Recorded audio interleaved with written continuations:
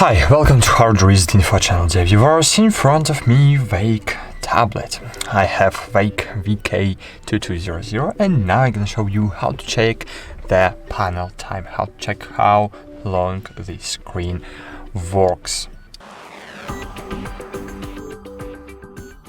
So, to do it, of course, you don't need to have the pen, because you can remember, we have two devices. In the one case we have pen tablet and the display.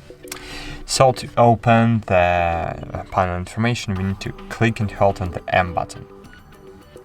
Click and hold, still hold. Great, this panel is here.